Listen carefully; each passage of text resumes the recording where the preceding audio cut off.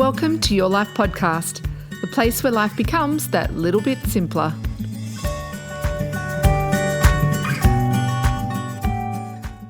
Thank you for joining me on the Your Life Podcast.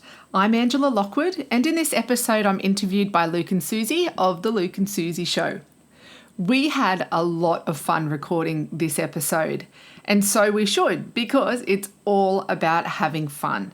How do we re-inject that lightness and that laughter and the element of fun in us when we're being adults? Because unfortunately, too many times we sort of leave childhood, we leave that innocence behind. You remember those times where we used to have a really good laugh and have lots of fun? Some people are really good at it as adults, but for most of us, we feel like we've lost that spark. So how do we get that spark back into our lives and re-inject that little bit of fun so that not only we benefit, but all the people in our lives benefit too? Well, we talk about how you can do this. Enjoy.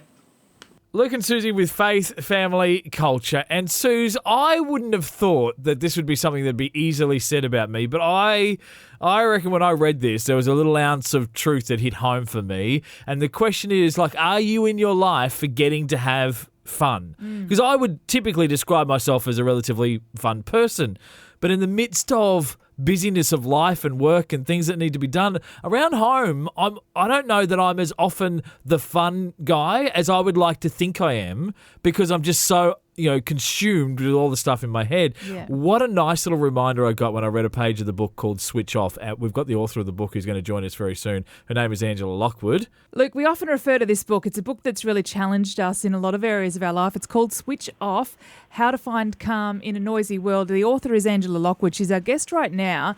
And one thing that you were talking about, Luke, was forgetting about the fun side of life. Yeah, because I think I can have fun quite easily, but often if I actually really reflect on days and weeks, maybe I go a long time without having it. And so some suggestions in the book were about how to inject some fun into your life. Angela Lockwood is with us right now. How often do we forget to actually bring the fun into our day, Angela? Too often, and it's actually taking its toll on a lot of people. It's really, I think you can just walk up the street nowadays and you can just see people head down, headphones in, they're not connecting with people. People are just sort of walking around looking a bit cranky. And I understand it in some way. We're living a very fast-paced life. We've got a lot of things happening in our heads, as you said, Luke, and there's also a lot of responsibility now and a lot of expectation placed upon us. So I sort of understand it. But I would ask people to think, do you want to live like that, or do you want to have light in your life? And that's what I see having fun as being, is adding light into your life.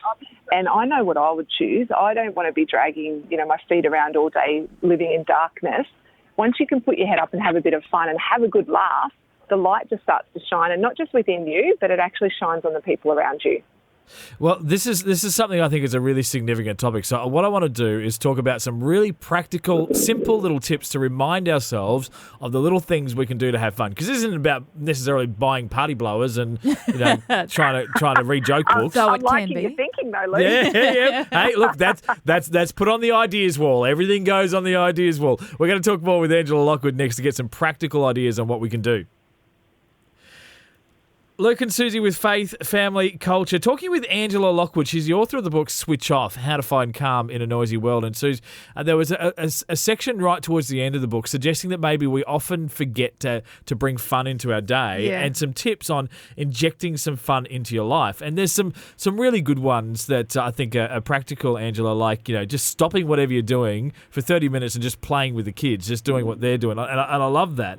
The one that kind of struck me as odd and what retro and cool, and one that we don't often do, is you suggested to check out the local paper and see what bands are coming to town and book yourself to go to a concert. I'm like, wow, I haven't checked the local paper for so long. I'm not going to name names, but I think if you go to any regional town nowadays, you can see 80s and 90s stars making their comeback. Yeah. Yes, absolutely. We talk to most of them on the show. It's our favourite thing. There is nothing better than getting your 80s groove back on, or going out with friends. Now, it doesn't have to be this big expensive night of, and also late night and having a babysitters and everything. Yep, that's fantastic. And I do think we need to do that as adults. You know, we do get to a point where we're quite serious. Yeah. My default is always the fun default. However, my gosh, I can be boring, cranky, sad, you know, reactive. I can do all those things as well because that's life. It's not always about being up and joyful and shiny. Sometimes, though, it takes effort to be like that. So one of the things I do, if we're looking at practical ways, is always realise that fun is for you, but we also have to make some compromise and bring fun into our life for our family as well. So what might make your life fun might be different to what makes your partner's life fun or your children's life fun. So it's really important, yes, first of all, to look at yourself and go, have I lost my spark? Am I boring? You know, what is it that what light am I bringing into my life and my family? But it's also really important to look at the way that your family has fun and make sure you incorporate that into your family's life as well. Because I think this is where we can get a little bit selfish and go, well, it's all got to be about me and what lights me up. There is an element of that, my gosh, if you can get family involved and your friends involved, it just makes the experience so much richer. Yeah, and I will confess, Angela, there have been times where I've been sitting at the kitchen table looking at my phone in my own little world, and one of my children's come up and with the packet of Uno cards and plonked them on the table and said, "Can we play?" And my reaction has been, honestly, I'm so busy right now looking at Facebook.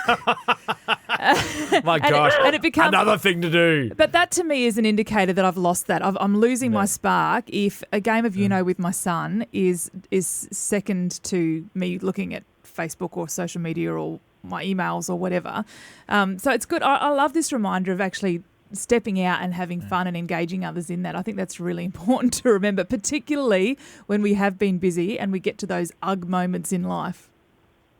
Yes, look, I'm sitting in a park, as you know, you can probably hear in the background, and I'm looking over at the swings at a parent actually pushing their child on the swing, and they're on their phone.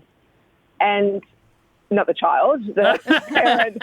And I'm looking and I'm going, what a lost moment. And I'm not judging the mum. You know, she could be, you know, there could be something happening in her life.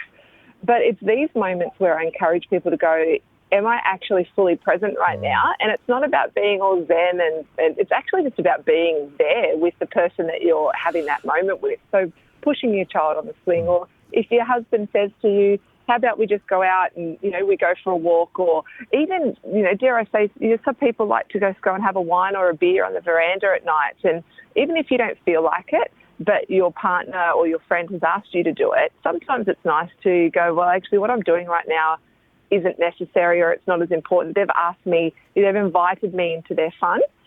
Maybe it's time for me to step a little bit out and you know, come to the party. Yeah. So I'm just thinking, if we want practical ways, Susie, I think you've actually hit the nail on the head of the most practical way that you can start to get fun back in your life, and that is to catch yourself when you're not being fun. Yeah. You know, I think, and this is, I don't talk about this in the book, but I think what you said, Susie, was so powerful, that it's those moments where we go, oops, I probably could do this differently right now. Yeah. It's the decision you make in that moment that'll make a huge difference to bring fun back into your life, but also into the people that you love. Yeah, I'm going to help Susie by just every now and then going, boring, when I see her not being fun. So the author of the book... Luke, yeah? Good luck with that one, okay. can I say. Thanks.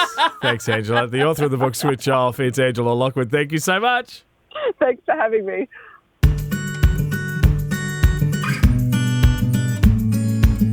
I hope you enjoyed this episode. To find more ways to slow down and simplify your life, follow the Your Life podcast on Spotify and iTunes. And let's connect on LinkedIn and Instagram. Just look for Angela Lockwood. Don't forget, it's your life.